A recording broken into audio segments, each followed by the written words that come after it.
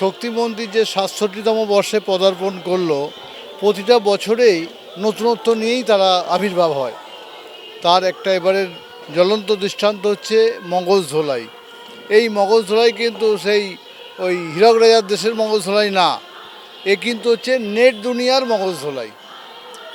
যেমন ধরুন মাঝরাতে আপনার একটা খবর এলো মোবাইলে যে এই মোবাইলটা ৯০,০০০ টাকা দাম, আপনি যদি এখনই বুক করেন ৩০,০০০ টাকা লেস, কিন্তু বুকিংটা ২ ঘন্টার মধ্যে করতে হবে। তো ইয়ং জেনারেশান কী করছে, ওই নেওয়ার জন্য পাগলের মতন হয়ে যাচ্ছে। তো মগজধোলাই এটা একটা দিক, তারা কিন্তু সময়ও পাচ্ছে না। একটা হলো মোবাইল, একটা হলো আপনার ল্যাপটপ, টিভি, যে সমস্ত ইলেকট্রনিক্স আইটেম রয়েছে, এগুলো দিনের পর দিন এদের দামের মাথামুন্ডু থাকছে না এবং কোয়ালিটি কমে যাচ্ছে। যেগুলো সবসময় নতুন নতুন পরিকল্পনা দিয়ে দেখাচ্ছে মানুষের মধ্যে।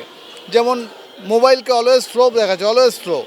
আপনার 3 বছর আগের মোবাইল দেখুন আজ কত স্পিড বেড়ে গেল, G4, G5, G6 বেরিয়ে যাচ্ছে। এগুলো কি, একে স্লো দেখিয়ে মানুষকে উৎসাহিত করে তাদের পকেটের টাকাকে বের করে নিচ্ছে। আমরা এইটাকেই মগজধোলাই বলছি, যে নেট দুনিয়ার মগজধোলাই।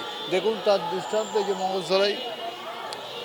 তো যুব সমাজকে সতর্ক করছি, আমাদের একটা সতর্ক বার্তা যে এই ট্যাপেতে পা দেবেন না, এই চক্রব্যূহের মধ্যে ঢুকবেন না, সহজ সরল জীবনে ফিরে আসুন। যেমন ধরুন এখন আমাদের লাইব্রেরিতে বই পড়তে আর কেউ যায় না, লাইব্রেরিতে বইগুলো ধুলোয় পড়ে গেছে। এগুলো একটা দিক। যেমন ছেলেমেয়েরা আগে যেমন খেলাধুলার মধ্যে নেই, এখন সব মোবাইলে গেম খেলছে।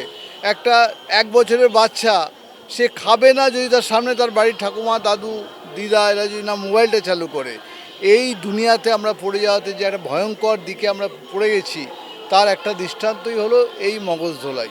এটাকে আমরা বারবার ধরে সতর্ক বার্তা পাঠাচ্ছি শ্যামা পূজার মাধ্যমে শক্তি মন্দিরের তরফ থেকে।